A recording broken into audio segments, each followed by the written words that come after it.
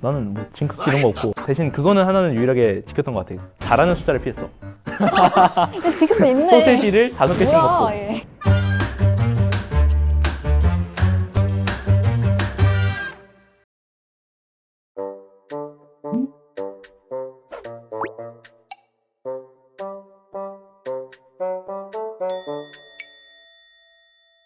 안녕.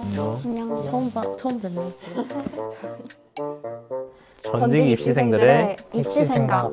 전입생에 오신 걸 환영합니다. 오, 다들 OT 다녀왔어? 응, 다녀왔어. 아, 나는 내일이 OT라 가지고 나도 OT 다녀왔어. 근데 OT를 1시간만 하고 계속 놀기만 해서 정보를 얻은 거는 없었던 것 같기도 하고. 나는 OT랑 그 세터가 연결돼 있어가지고 OT를 하고 바로 이제 세터를 출발했는데 7시까지 술게임하고 엄청 색다른 경험을 했던 기억이 있어. 대학생이 되고 달라진 부분이 있다면 나는 고3 때랑 비교해서 사실 성인이랑 그렇게 막 엄청 달라진 건 없는 것 같은데 뭐 운전면허 땄다는 거 정도? 학교나 이런 데를 안 가니까 자는 시간이 늘어났다? 맞아, 그리고 나도. 이제 학교를 다니면 어느 정도의 그 생활 패턴이 정해져 있잖아. 근데 이제 그게 아예 없어지니까 하루 전체가 이제 나의 것이 되는 느낌이 들어서 생일 지나면 주식 계좌도 만들고. 그건 하는 거 아니랬어. 밥 많이 잃어가지고 자신의 학교 명찰을 찾아 자기소개를 해주세요.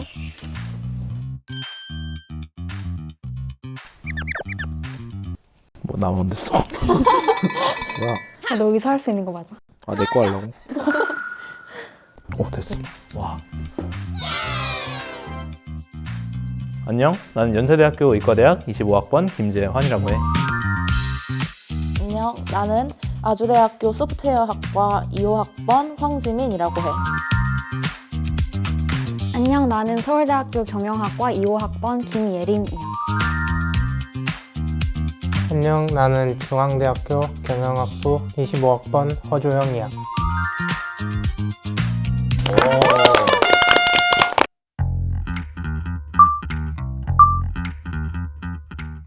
나는 수시를 때려치우고 정시로 바꿀까 고민한 적이 있다. 오, 줄줄로 나뉘었네. 너네는 왜 5고였어?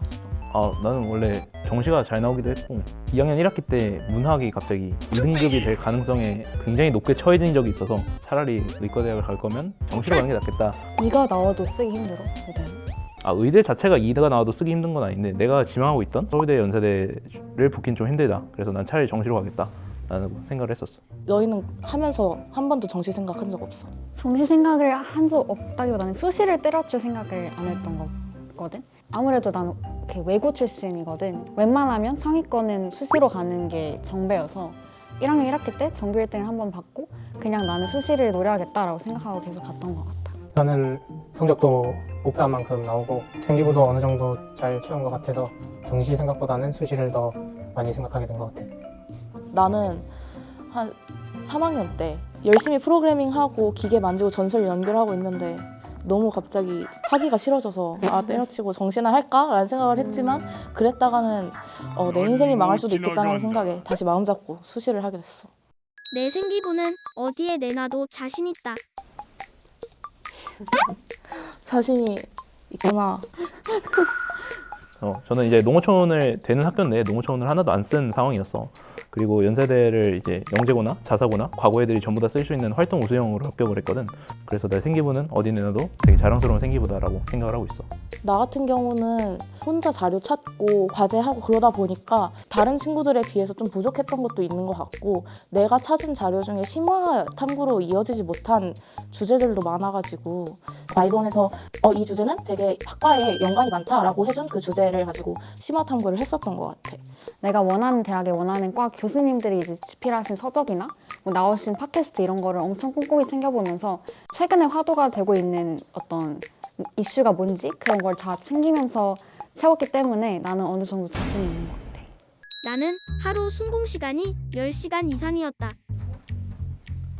오, 다 X네.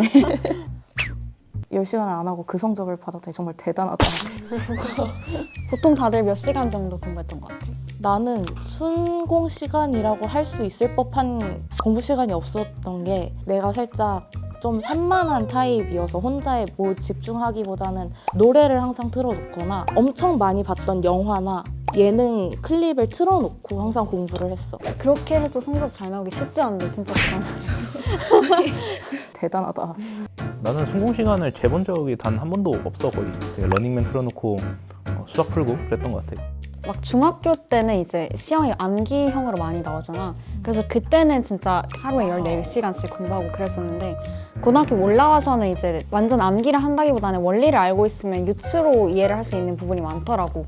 그래서 나는 딱히 시간은 재보지는 않았지만 그렇게 많이는 아니었던 것 같아.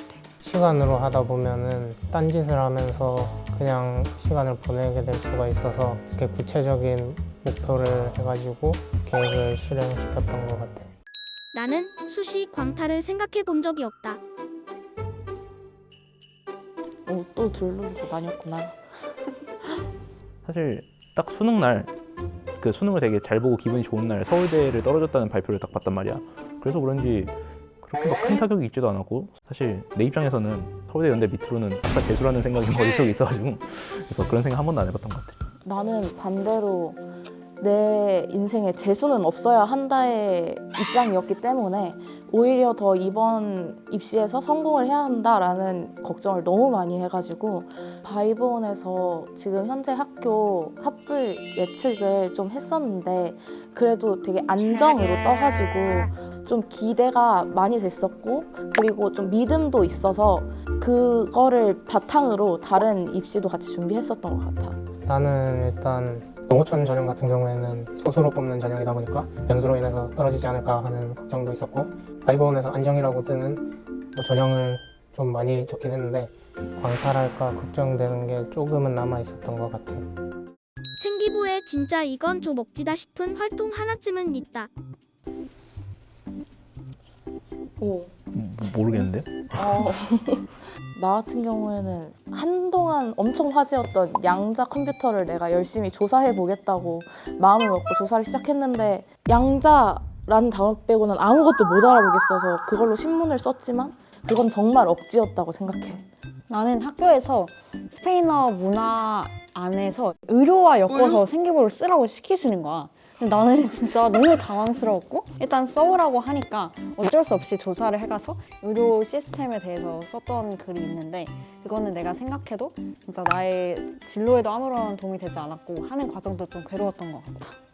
생기부 주제에서 이게 과연 내 진로랑 관련이 있을까? 할 때 나는 바이브원 생기부 분석에서 나온 내 생기부 키워드들이나 전에 나왔던 주제들을 계속 다시 살펴봤던 것 같아. 그 과정에서 바이브원에서 주제를 뽑아줬던 점 그리고 가야 할 방향을 알려줬던 점이 정말 도움이 되었던 것 같아. 나는 입시를 준비하면서 후회되는 순간이 있다. 다 있나 보다. 중학교 때 공부를 너무 많이 했다? 그러니까 내신 성적을 중학교 때는 잘 받을 필요가 없다고 생각을 하는데 지금은 그때는 뭐가 그렇게 중요했는지 몰라. 나 같은 경우에는 오히려 반대로 생각을 하는데 그거 덕분에 이제 좀 다른 친구들보다 일찍 공부 습관이 잡혔고 덜 공부하면서도 높은 성적을 받을 수 있었던 것 같아. 근데 그 대신 나는 그거에서 파생된 문제 중에 하나가 일단 초반에 이제 잘 하다 보니까 이 정도만 해도 잘 나오니까 이 정도만 해야겠다라는 식으로 좀 안주를 많이 했던 것 같아. 그래서 그런 순간에도 조금 더 열심히 했었다면 조금 더 보람차지 않았을까라는 후회가 되는 것 같아. 나만의 공부 징크스가 있었다. 다들 없었다. 나 다시 생각해보니까 있었던 것 같아. 정정을 할게. 내가 진짜 애용했던 그 0.7짜리 그 제트스트림 삼색 볼펜이 있었는데 그게 진짜 있어야만 공부가 됐었던 것 같아. 그래서 만약에 그걸 안 가져오면 하루 종일 스트레스를 받았던 기억이 있어. 0.7과 반대로 난 0.38 볼펜만 가지고 썼거든. 나도 따지고 보면 그게 약간 징크스였을 수도 있겠다 싶네. 나는 뭐 징크스 이런 거 없고 하기 싫으면 안 하는 거고 하고 싶으면 하는 거고 뭐. 불안해. 뭐 대신 그거는 하나는 유일하게 지켰던 것 같아. 뭐냐면 다 수시를 지원을 하고 그 이후부터 뭔가 음식이나 이런 걸 할 때는 4라는 숫자를 피했어. 징크스 있네. 소세지를 5개씩 뭐야 얘. 내가 봤을 때 너가 제일 심한 것 같아. 내신 따는 것보다 생기부 쓰는 게 더 힘들었다. 나만 오네. 내신 같은 경우는 내가 등급이 안 나왔을 때는 확실히 내가 생각하기에도 공부를 조금 덜 했던 것 같다는 경험이 있었는데 생기부는 내가 채워서 내는 것이 중요한 게 아니라 이 주제가 남들과 너무 겹치지는 않는지 나만의 개성을 담고 있는지 그리고 나의 주관이 들어갔는지 그런 걸 고민하느라 조금 너무 많이 힘들었었던 것 같아. 수식 카드를 조합하면서 이게 최선인가 하고 불안해했던 적이 있다. 오, 우리 다 X네. X네. 바이본 덕분에.